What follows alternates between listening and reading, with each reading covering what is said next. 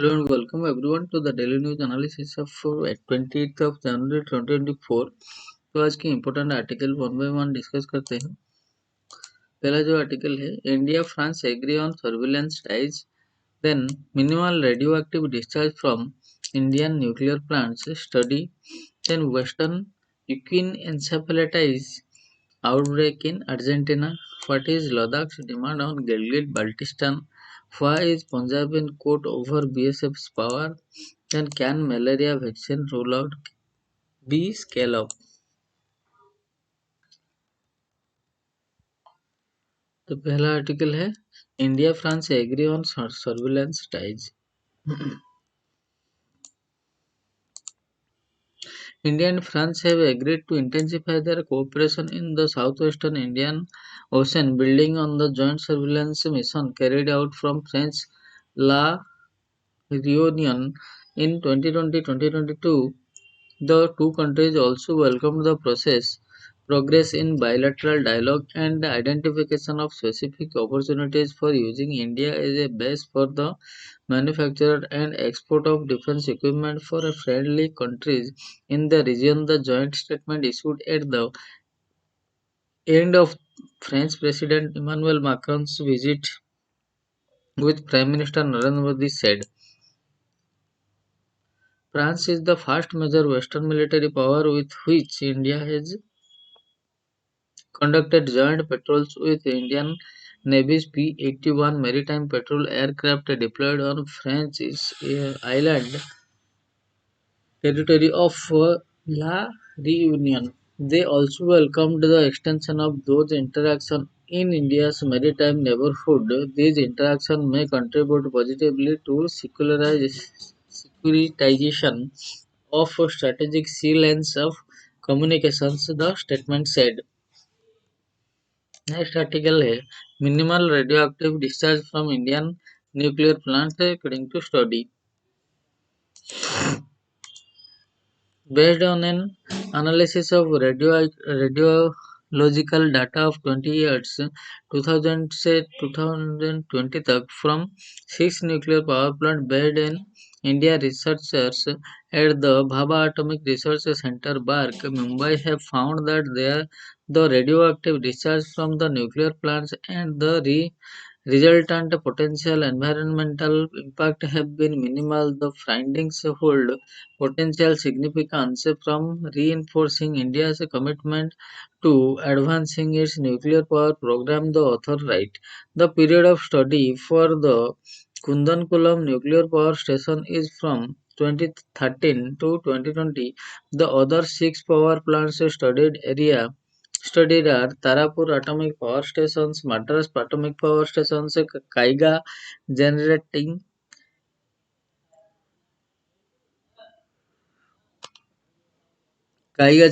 Stations, Rajasthan Atomic Power Station, Narora Power Stations, Atomic Power Station, Narora Atomic Power Station, and Kakrapur Atomic Power Station. The results were published recently in the journal Science of the Total Environment file. Samples were collected and measured for a maximum radius for 30 kilometers of each nuclear plant. The study found that the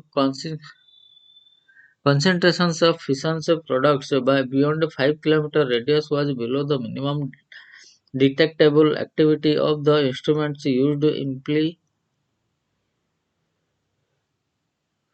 implying that the monitored values were insignificant. The study has therefore focused only on the concentration of fission products and neutrons activated nuclides value within 5 kilometers of each nuclear plant. The gaseous waste that is released to the atmosphere through sacs consists of fission product or noble gases, argon 41, radioine,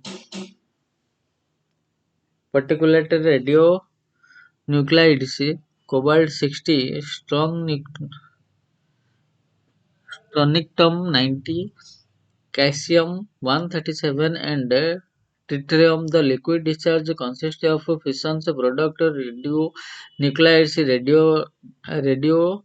radioiodine, Tritium, strontium 90, calcium 130, and activation product like cobalt 60.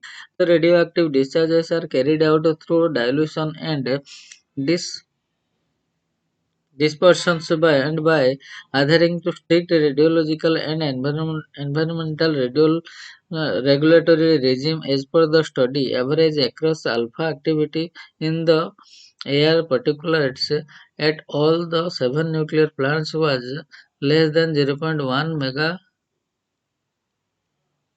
megabecquerels mbq per cubic meter, though these gross value in air particulates appeared to be nearly the same across all the nuclear power plants. The Narura atomic power stations exhibited higher maximum values than the other nuclear plants. This was attributed to the higher atmospheric dust loads at NAPS compared to other sites.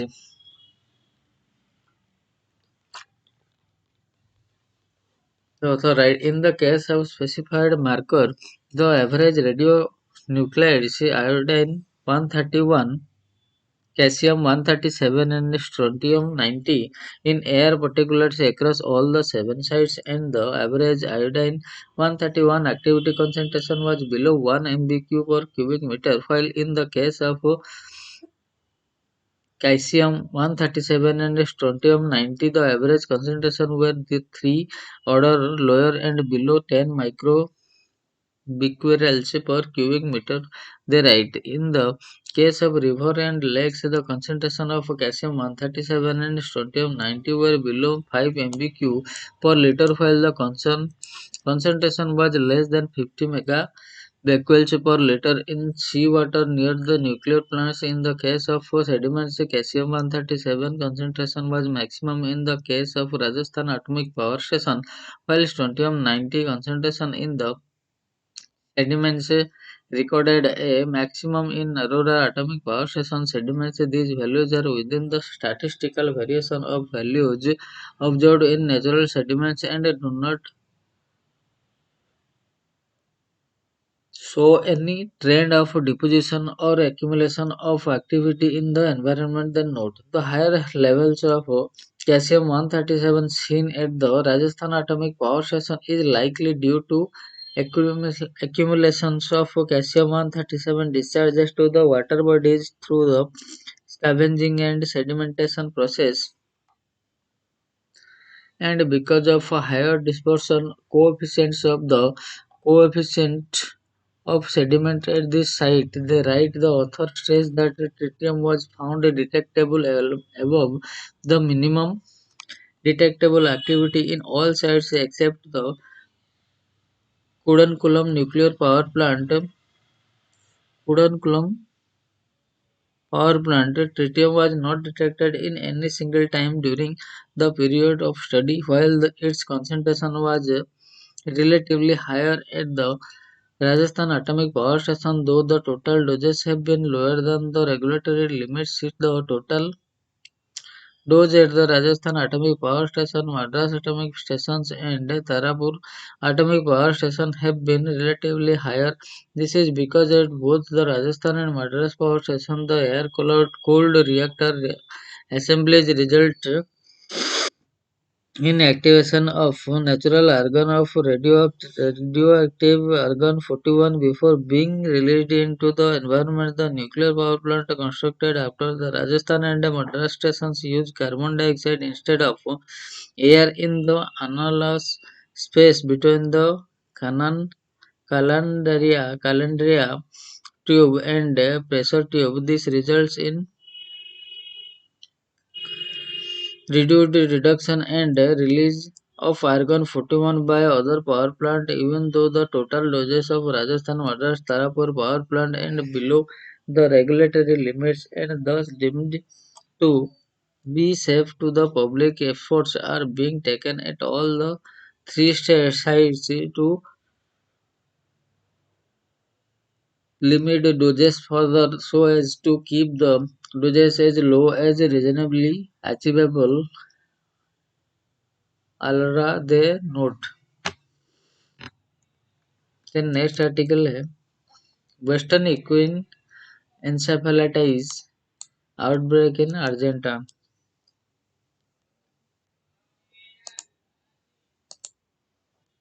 On December 20, 2023, the International Health Regulation National Focal Point in Argentina alerted the Pan American Health Organization, World Health Organization, PAHO, WHO of a human case of Western equine encephalitis virus infection.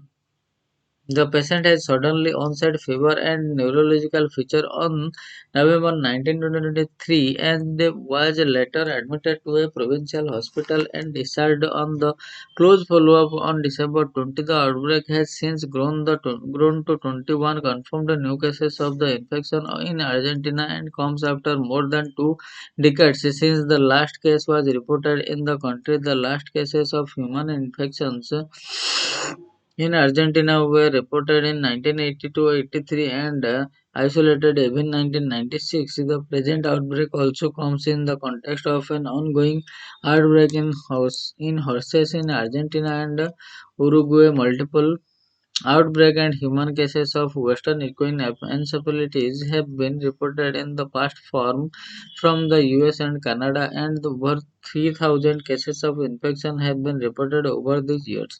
Mosquito-borne infections Western equine encephalitis is a mosque-borne infection caused by the WEEW, which belongs to the Togaviridae family of virus. The virus has an approximately 11.5 kilobase long single-stranded RNA genome and is a recombinant of Western equine encephalitis virus and a Sindbis-like virus.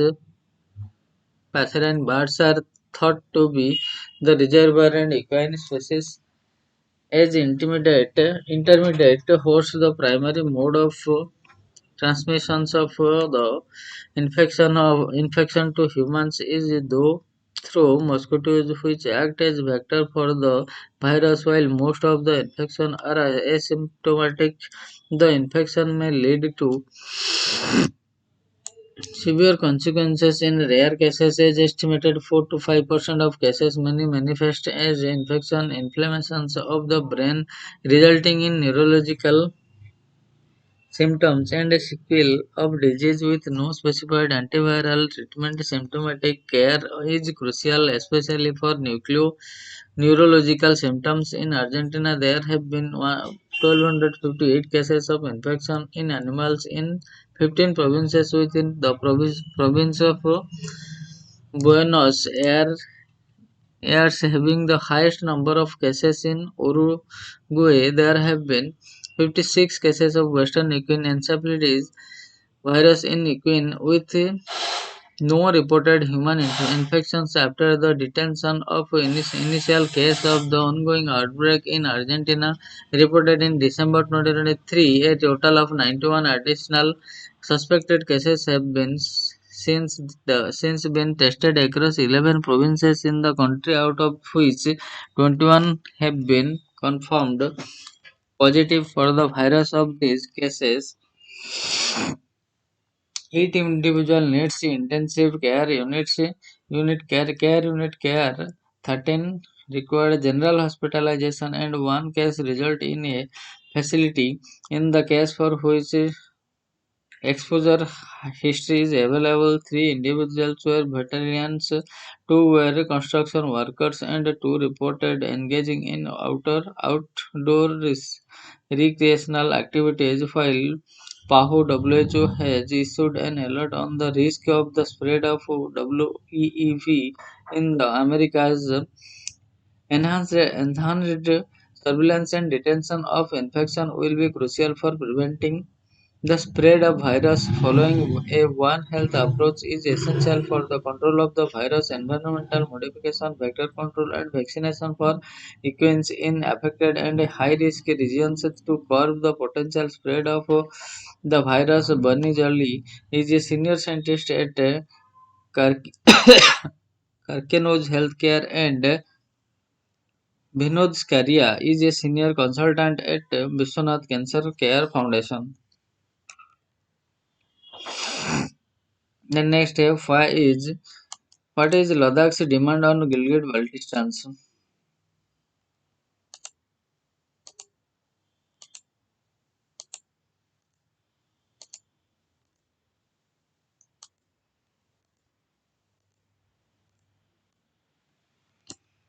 In January this year, Ladakh two key socio-political conglomerates in the Leh apex body LAB, representing several Buddhist religious and political parties, and Kargil Democratic Alliance, representing Muslim religious group and local parties, submitted a memorandum to Ministry of Home Affairs (MHA) as part of an ongoing dialogue between the centre and the newly carved Union Territory over a series of fresh demands from the region. These demands include extending the territorial control of Ladakh up to Gilgit-Baltistan and Pakistan-occupied Kashmir.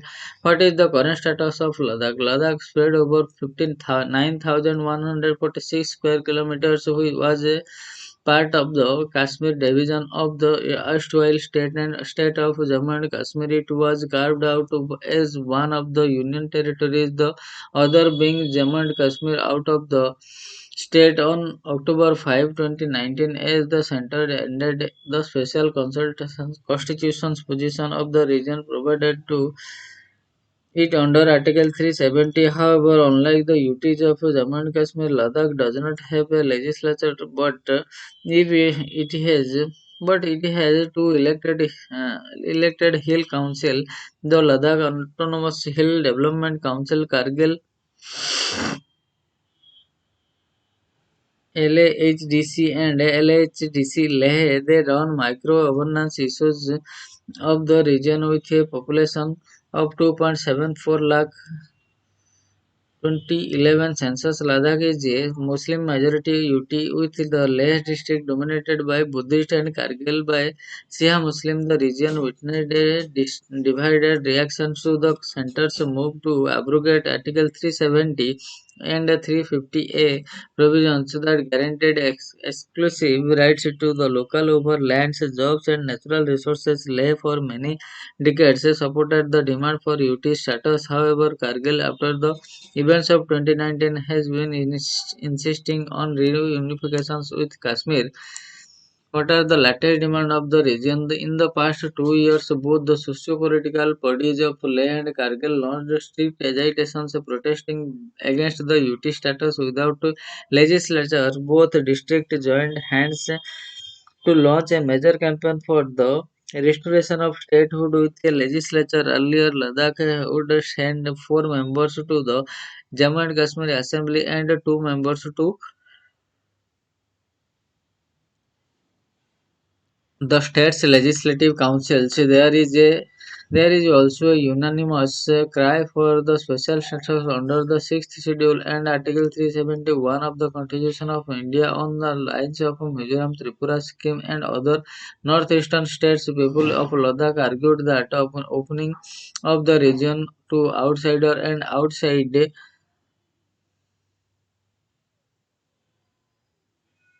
investment will impact the most ecologically fragile and sensitive areas. The Ladakh also demand exclusive right over the recruitment.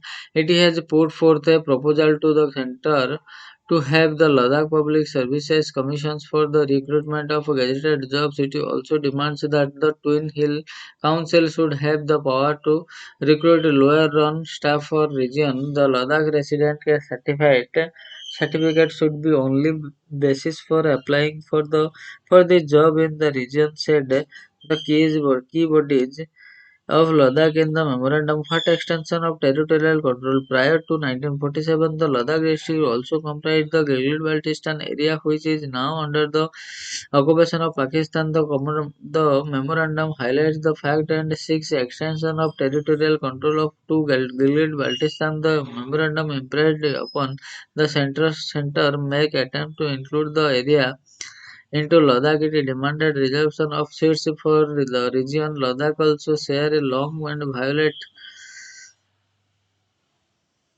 volatile line of actual control with China, saw a violent skirmish between the troops of these countries in 2020. The fresh memorandum to MHA underlined that empowering the locals will foster stability in the region. Further enhancing the foreign policy, it pointed out that the understanding of the local of the harsh terrain of Ladakh has also proved helpful in military and logistic operations. What is the center stand in the wake up of the street protest held by the people in Ladakh?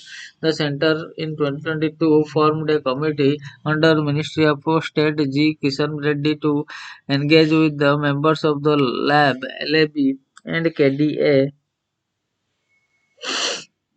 an appropriate solution to the issue related to language, culture, and conservation of land in Ladakh. However, it has failed to arrive at a solution after a fresh bout protest in 2023. Another high-powered committee with Minister of State Nityanand Rai at its head was empowered to engage with the stakeholders of Ladakh. The 17th member committee included the KDA and LAB in 2024, these bodies submitted a written memorandum to pave the way for more structured talks between two Delhi and Ladakh over the list of demands.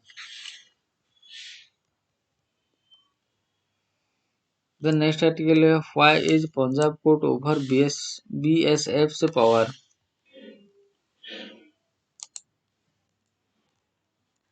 In 2021, the Government of India increased the jurisdiction of Border Security Force, which chiefly focus on preventing trans-border crimes from 15 km up to 50 km inside the international border in the state of Punjab, West Bengal and Assam. In Punjab, the move triggered sharp criticism from the key political parties, with the state government ultimately moving the Supreme Court, which has fixed the third week of April for hearing the lawsuit. What is the allegation? A three-judge bench headed by the Chief Justice of India D.Y. Chandrachud will hear a complaint filed by Punjab accusing the centre of stripping the state and its police of its power. Police and law and order is a state subject under Schedule 7, List 2, Entries 1 and 2 of the Constitution. Punjab challenged the constitutional validity of the notification issued by the centre in October 2021, extending the reach of the BSP to 50 km by invoking Section 139 of the Border Security Force Act 1968. The provision authorizes the centre to control power and duties on BSF with respect to any central act like the Passport Entry into India Act 1920, the Registration of Foreigners Act 1939, the Central Excises and the Salt Act 1944, the Foreign Act 1946, the Foreign Exchange Regulation Act 1947, the Customer Act 1962, or the Passport Act 1967, or any cognizable offence punishable under any other central act. The court agreed to look into whether the notification amounted to an arbitrary exercise of power by the centre under Section 139 and an unconstitutional interference into Punjab's authority. When did the Punjab government go to the Supreme Court? In December 2021, the Punjab government approached the Supreme Court challenging the centre's decision, accusing it of virtually stripping the state and its police of its power. And earlier this week, while hearing the matter, the Supreme Court decided to examine if all border states have to be treated alike while demarcating the areas of jurisdiction of BSF. In 2021, when the Congress party was in power, it termed the decision of the centre as a gross violation of the spirit of federalism enshrined in the constitution, opposing the centre's notification on BSF jurisdictions, which was issued on October 11, 2021. The ceremony Akali Dal held a rally in Punjab's Amritsar as a mark of protest against the decision and asserted that it would not tolerate any dilution of a federal structure. The Punjab State Assembly convened a special session in which the centre's decision on enhancing the jurisdiction of BSF in Punjab was termed as an expression of distrust and insult towards the state police and the people of Punjab. A resolution was passed against the centre's notification by the House, rejecting the notification and demanding its withdrawal. The resolution read the Union government should have consulted the state government before taking such a major decision. The law and order situation in Punjab is totally under control and there is no need to extend the jurisdiction of the BSF. This is a gross violation of spirit of federalism enshrined in the Constitution of India. Expanding the jurisdiction of BSF is also symbolic of petty politics. How has Punjab challenged the notification? Though the lawsuit filed under Article 131 of the Constitution of India, Punjab has challenged the notification issued by Union of India through the Ministry of Home Affairs under Section 139 of the BSF. Punjab has submitted that the effect and the consequences of notification amount to encroachment upon the power of the state of the Punjab by the centre, as it is in as much as more than 80% area of the border districts as all major towns and all of these borders districts of the Punjab fall within the 50-kilometer demarcation area from the India-Pakistan international border. The government contends that considering that more than 80% area of the major border area towns of Punjab are covered in the extended belt of 50 kilometers, the notification is ultra vires of the constitution and encroaches upon Punjab's plenary authority to legislature on the issue which relates to or are necessary for the maintenance of the public order and internal peace. Also, it holds that the notification encroaches upon the power of the states as the police and law and order is a state subject. Punjab has also BSF Act 1968 cannot be read in isolation to give unilateral power to the central government to grant extra jurisdiction of 50 kilometer to the BSF. What are the Punjab's concerns? The concerns of the Punjab are distinguishable from the concerns of other states and union territories. As per the lawsuit, the geography of Punjab is such that the area which has been included in the extended jurisdiction of the BSF is densely populated. The state argues that this is not the case in Gujarat, where most of the areas falls in the westlands of Kutch and Saline marshes. Similarly, the extended jurisdiction in the Rajasthan is desert land permitting only sparse vegetation and the density of population is low too. In the case of Punjab, the 50-kilometer area is highly fertile, heavily populated and covers most of the physical areas forming part of the border district of Pathankot, Gurdaspur, Amritsar, Taran, Firozpur, Fazilka, etc. Moreover, geographically it points out that while Punjab is a small state, it has a very potent history and therefore its case and concerns are different and that no regions just can justify the extension of the jurisdiction to a range of 50 kilometers. It will inconvenience people including farmers who have to cross barbed wire fencing to cultivate their land along the border. The state has pointed out what issues has the Supreme Court raised. The Supreme Court, which has fixed the third week of April for hearing lawsuit, has raised several issues, including whether the imposed notification constitutes an arbitrary existence of power by the central government and whether the increase of the jurisdiction is beyond the local limits of area adjoining the border of India under Section 139 Clause 1 of the BSF Act 1968.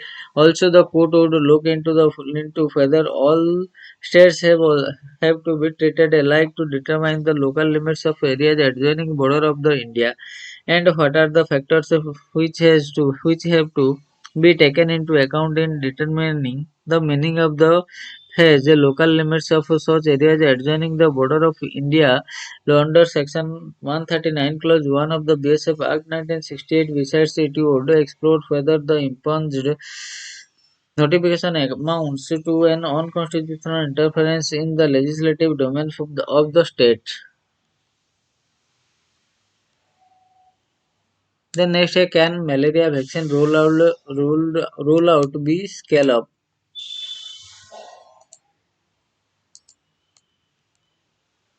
On January 22, Cameroon in Africa became the first country in the world to launch the RTS malaria vaccine for children into its routine national immunization services. According to the World Health Organization, the rollout follows a malaria vaccine pilot program in Ghana, Kenya, Malawi, and as efforts gather pace to scale up vaccinations against the disease in high risk areas.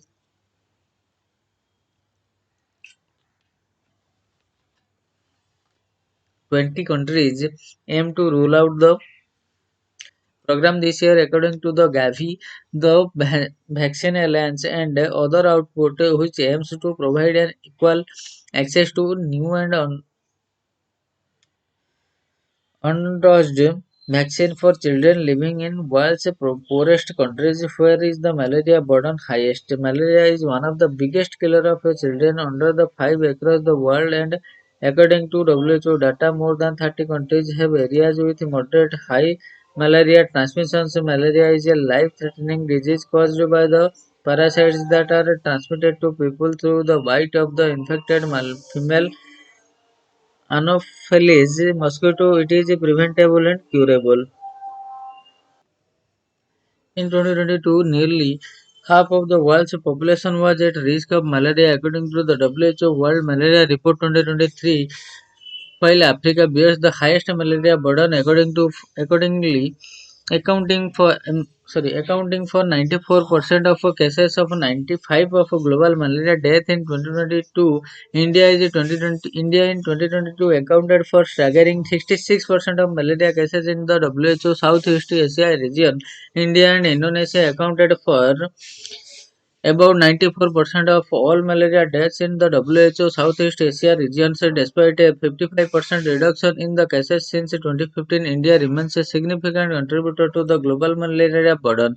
The health ministry said that over the past of 15 years, India has made progress in reducing its malaria burden. It has a vision for a malaria-free country by 2027 and elimination by 2030. Who fund the vaccine? The current rollout part is a part of UNICEF initiative where the contact for the first ever supply of a malaria vaccine was given to British multinational pharmaceutical and biotechnology company GSK with a value of up to $170 million. According to an official release by the organization, this it is said would lead to 80 million doses of vaccine RTS by AS01 being available over the next 3 years. UNICEF adds the RTS malaria vaccine is the result of 35 years of research and development and is the first ever vaccine against the parasitic disease. The vaccine acts against a Plasmodium falciparum, the most deadly malaria parasite globally. Meanwhile, the anticipated rollout of a second jab, R21, developed by the University, is expected to significantly increase the number of doses available for use. This is to manufactured by the Serum Institute of India, which aims to make 100 million doses per year so long as it passes the regulatory approval following its recommendations for use by the WHO last year. How does the dose work? The vaccine, as per the WHO, should be provided in the schedule of 4 doses in children from around 5 months of age. It further adds that a fifth dose given 1 year after dose 4 may be considered in areas where there is a significant malaria risk remaining in children a year after the receiving dose 4. while India will have to wait for the vaccination to be introduced here with no date set as of now, the vaccine is currently for areas with highly seasonal malaria or areas with perennial malaria transmission with seasonal peaks. Countries may consider providing the vaccines using an age-based administration, seasonal administration, or a hybrid of these approaches. WHO adds that countries should prioritize vaccines in areas of moderate and high transmission disease and on expanding to low transmission settings should be considered at a country level based on the overall malaria control strategy, affordability, and program consideration. Given this spread and the need for vaccine, Dr. Kate O'Brien, WHO Director of Department of Immunization, Vaccine and Biological, had noted that with initial limited supply of the current vaccine, it is crucial that the children living in areas where the risk of disease and need is highest are prioritized first. Efficacy of RTS-S01 vaccine is modest yet still provides significant public health benefits. The current vaccine works well with malaria control interventions recommended by WHO, including insecticides, treated bed nets and indoor residuals, spraying of insecticides, rapid diagnosis and treatment, etc. What are some of the challenges? Experts say climate change emerges as a major driver affecting malaria transmissions and overall burden. Changing climate conditions enhance the sensitivity of the malaria pathogen and vector, facilitating its spread. WHO emphasizes the substantial risk climate change poses to malaria process, necessitating sustainable and resilient responses. The science spell it out as climate changes vulnerable concerns of Southeast Asia face a growing threat of malaria, rising temperature let mosquitoes spread to new turf, while warmer, more humid conditions help to parasite prosper inside the bug regions like eastern India, the hills tract of Bangladesh, parts of Myanmar and Indonesia and Papua already grapple with malaria. With increased travel around the globe, infections could easily spill over into the new areas, said Dr. Kaushik Sarkar, Director Institutes for Health Modeling and Climate Solutions. He added that to get ahead of this need, India needs to double down the ways to battle the bite from better tracking of illness up to making prevention and treatment more available where it is needed the most. तो आज का last article जो है collaboration is a must for India to reach 5 trillion economy.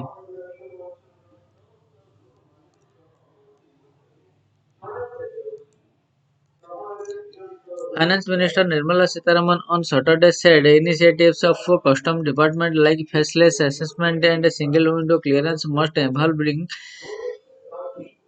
aiming to grow trade as every partner must collaborate to help India's GDP surpass 5 trillion by 2027-28 in a written message on International Custom Day 2024. Mrs. Sitharaman said that with a common purpose of ease of doing business for nation building, all stakeholders must come together and contribute to benefit the citizen. She said this year's theme of International Custom Day, which is custom engaging traditional and new partners with purpose, resonate with the motto of Sabka Saath Sabka Vikas given by Prime Minister Narendra Modi. Every partner needs to collaborate to put India on course to becoming the third largest economy by 2027-28 with a GDP of passing 5 trillion economy. Mrs. Sitharaman said many initiatives taken by customs like faceless assessment, direct port delivery, single window clearance AEO scheme must evolve aiming to grow trade and business. The minister added special focus on MSME new startups and inclusivity would align with the vision of PM Sitharaman said. So friends, this is all for today, and we will meet from tomorrow onwards with new news articles from the Hindu newspaper which are relevant from UPSC perspective. So till then, keep studying and thanks for listening. Have a nice day.